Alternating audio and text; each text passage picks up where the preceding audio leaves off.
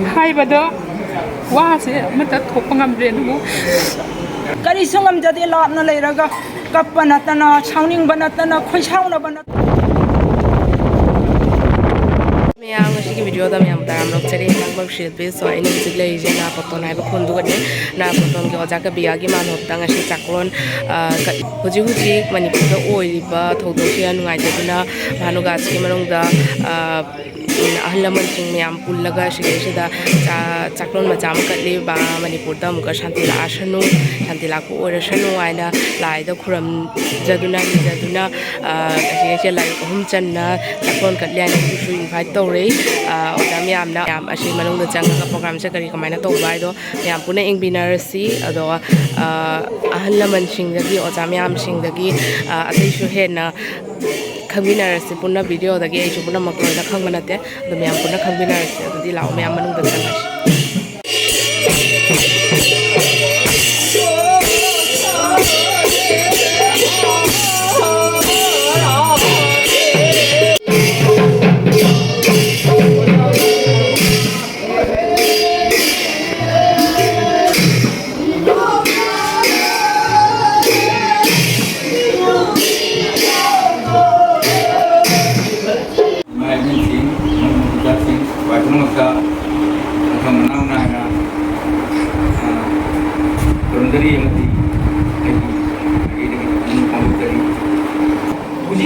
फिवमसे येगदी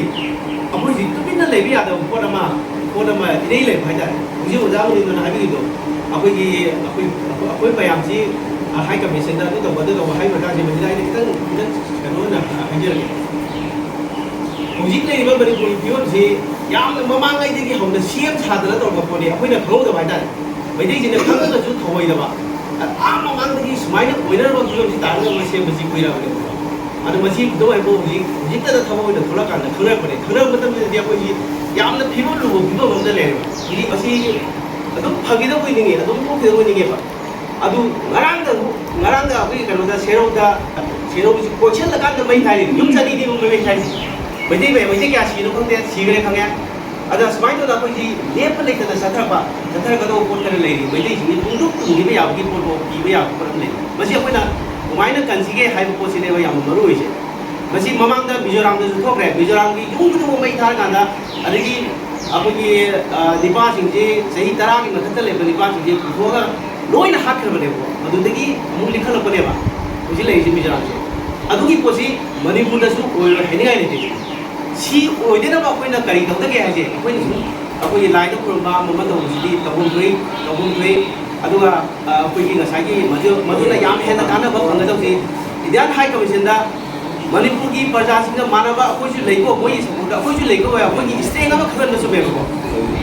अखोइ तो कई मणिपुर लोइना अखोइ इमा इसा लेबा म्याम सिदा असोम थोर तागदि अखोइ दे हाइबगी मोइदा खंगन मम चागेसिनि अदुदा तगदि मोइ सेफ सोय ओरैसि लोइना हाथु याइ आइ बजा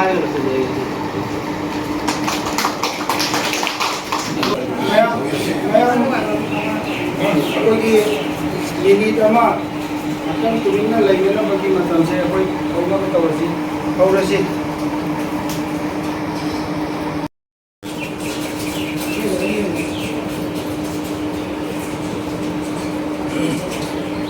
मसे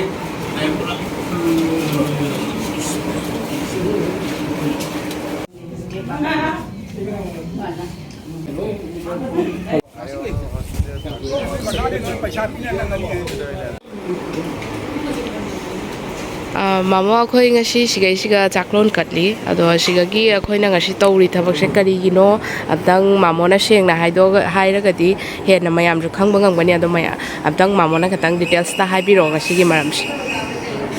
ngasi अखोइना नया पतन खुंजागी राधा किशोर शर्मा की मंडपता अखोइना ताइबंग कनो सेंबि बे ईश्वर की थौनी बगा मरी लेना अखोइना लाई खुरंबा लाइरुक चनबा ngasi हजे हजे मणिपुर दा थोइबा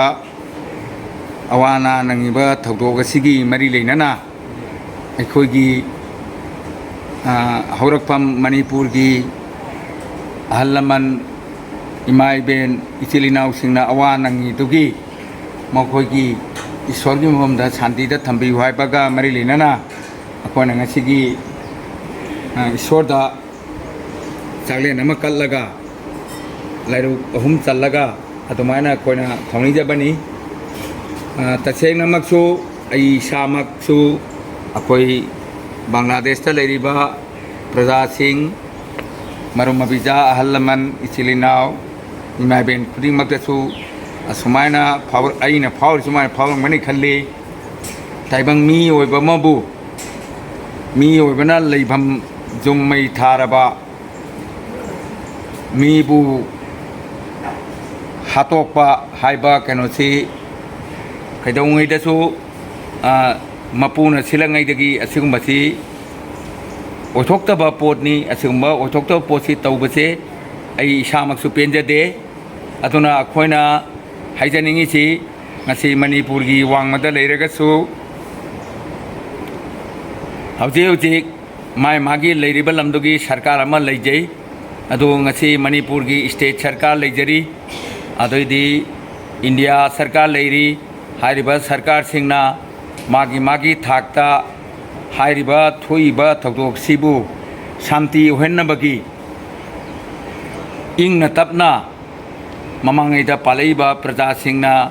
इंगना तपना मागी मागी थबक इंखांग कनो तौना लेरैबसे मधु लेहन्निंगबगी कनोसे अइना मणिपुर की स्टेट गवर्नमेंट अमदी इंडिया सरकार की माइगैदा अखोइना ngasi मणिपुर की इंडिया की वांगमदा लेरगसु अखोइगी मैतै प्रजा बांग्लादेश लेजरिबा मैतै प्रजा की माइगैदी अखोइना हाइजनिंगी मधु शांति ओहनबियु आई मोनिंद्रो मंगांग आई बांग्लादेश की मौलिजा डिस्ट्रिक्ट की कमलगंज उपजिला की मखा पौना लेबा अतुमदी अखोई मैतै सिंगना खैनबा भानुगास खुंजा सिंगी मरक्तगी हामुकुल खुंजागिनी आई कैसाम मोनिंद्रो मंगांग आइना मसे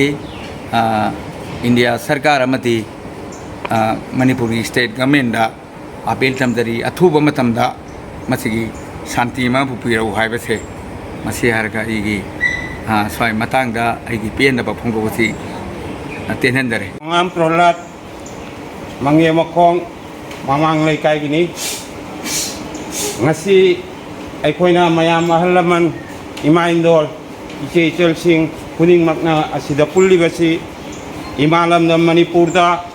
haukiba megi tang ahumdagi ngasi tang pun mapan asiboboda oiriba thodok thawong singsi bangladesh ta leiba oiragasu imalam damda ireibak ta thokpa thodok tauna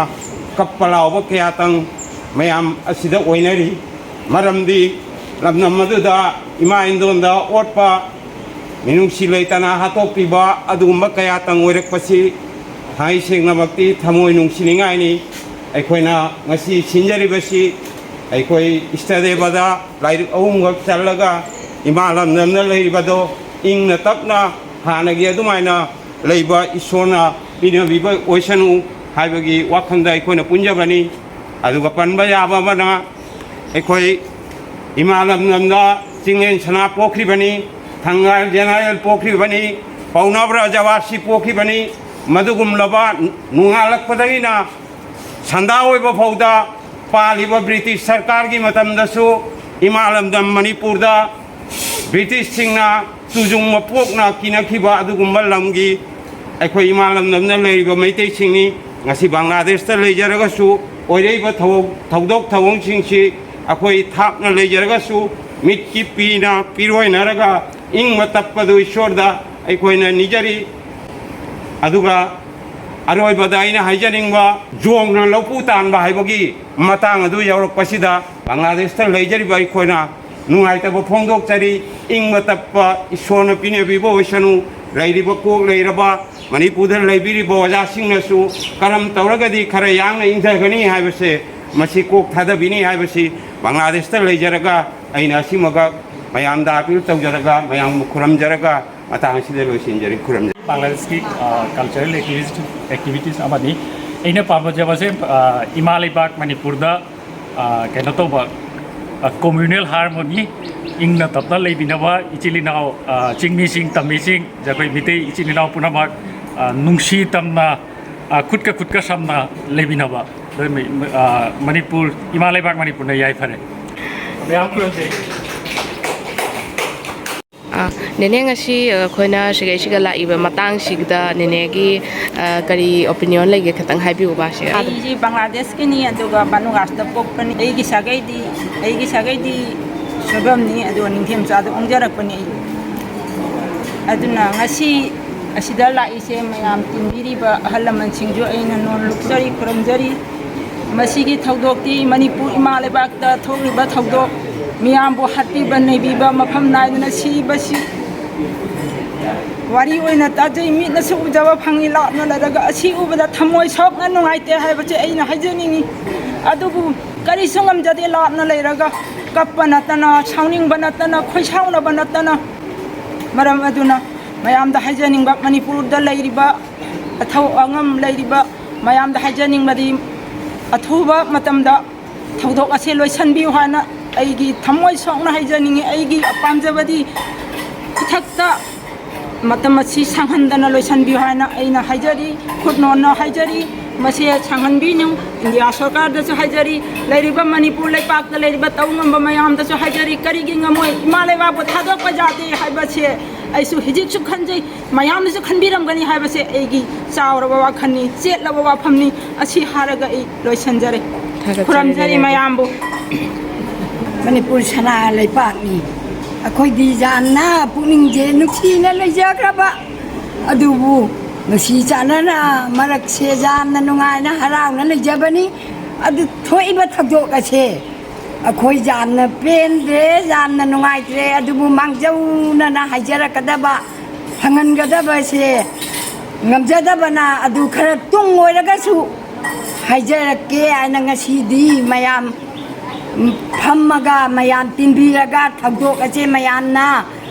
ꯂꯣꯏ ꯄꯨꯝꯅꯃꯛ ꯏꯄꯥ ꯏꯄꯟꯗ ꯏꯃꯥ ꯏꯕꯦꯟꯗꯒꯤ ꯂꯣꯏꯅ ꯄꯨꯜꯂꯤ ꯉꯁꯤꯁꯦ ꯑꯗꯨꯒ ꯅꯨꯡꯁꯤ ꯆꯥꯟꯅꯕ ꯁꯤ ꯄꯨꯕꯤꯔꯛꯎ ꯑꯣꯏꯔꯤꯕ ꯊꯕꯛꯁꯦ ꯌꯥꯝ ꯌꯥꯡꯅ ꯂꯣꯏꯁꯟꯅ ꯃꯥꯒꯤ ꯃꯐꯝꯗ ꯄꯨꯁꯟꯅ ꯊꯝꯕꯤꯕ ꯑꯉꯝ ꯑꯊꯧꯅ ꯁꯤꯟꯕꯤꯔꯛꯎ ꯑꯩ ꯑꯁꯤ ꯍꯥꯏꯔꯒ ꯂꯣꯏꯁꯤꯟꯖꯔꯦ ꯈꯨꯔꯨꯝꯖꯔꯤ ꯃꯌꯥꯝꯕꯨ ngasi Bangladesh da aikoi Manipur maitai punamakna ngasi Manipur da thokliba thodok asigi maramda khananana khra thengna oragasu mayamna ngasi asi gumba thodok se nungai ta base payam punna amta punna tawminasi amta awaba phongdokminasi haduna nungai ta kaya ngasi Bangladesh ki maitai leiriba khunaya sida khoi pikna yam keno tawna leijaraga su akhoi maitai singna Manipur gi maramda tariba thodok thoiba wathok mayam se nungai ta phongdok poina ngasi khoi maitai singna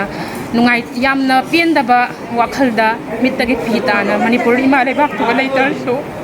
ngasi maitai gi oina maitai lebak to gi oina akhoi su maitai ama oina yam nungai ta ma phongdok jari aduga aisu maitai gi imari ama oina ima lebak to ga ichini naw ibung ipa ima ipa sagai na tai mayam mana ngasi awaba tariba mayam se yam nungai ta ba haibada wa se mata thokpa ngamre nu ngasi Manipur sarkar gi maikai dagi tingmi tami amata oina nungsi chanana laiminaramiba thodok asi puna makai hi bagi mawongda Manipur sarkar na asi yengjan biduna maitai amata hau maitai pangal amata khaidana hana gumna amata oina punjinduna mayamda nungaiba awaba mayam si hana gi nungaiba dutagi akhoina Bangladesh ki maikai dagi nupi singi akhoi gi awaba mayam si pullaga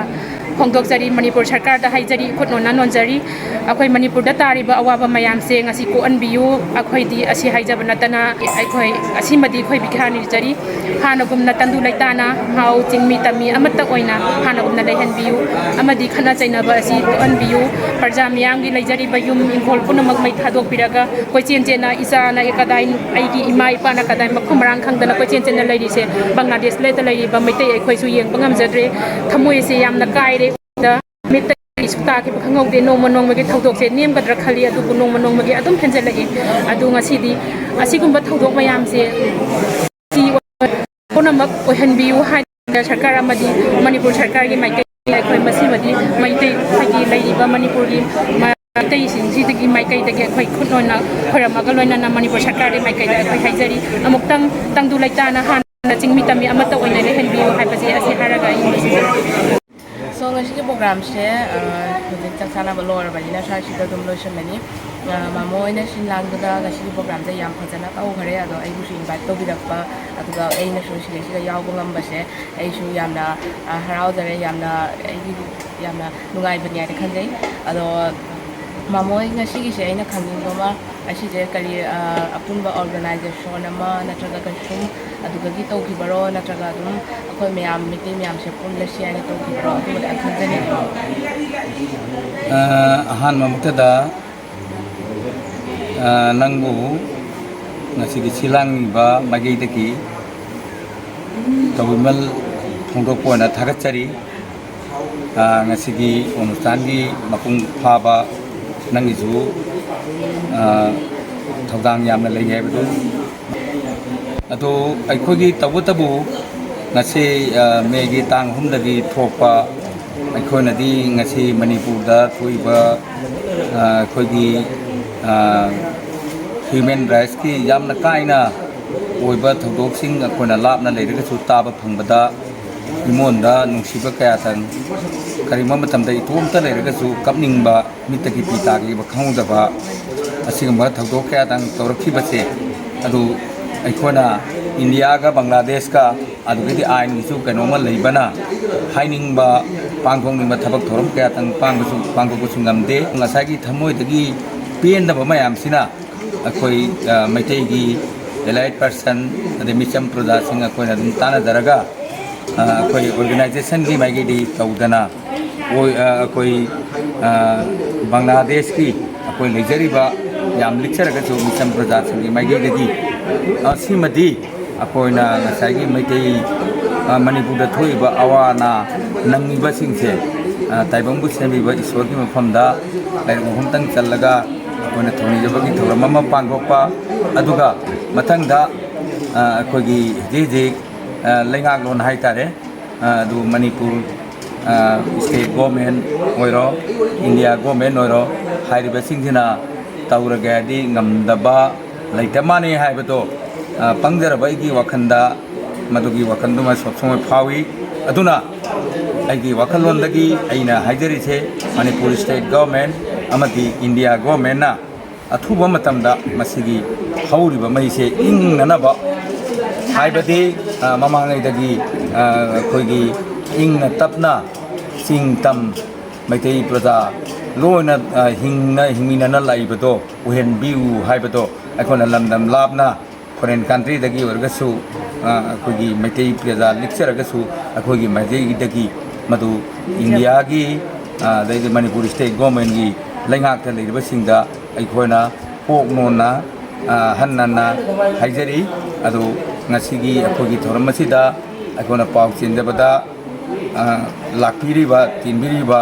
ꯈꯨꯗꯤꯡꯃꯛꯅ ꯃꯥꯒꯤ ꯃꯊꯧ ꯑꯆꯤꯟꯕ ꯀꯌꯥꯇꯪ ꯂꯪꯊꯣꯛꯑꯒ ꯁꯤꯗ ꯌꯥꯎꯕꯤꯔꯕꯁꯦ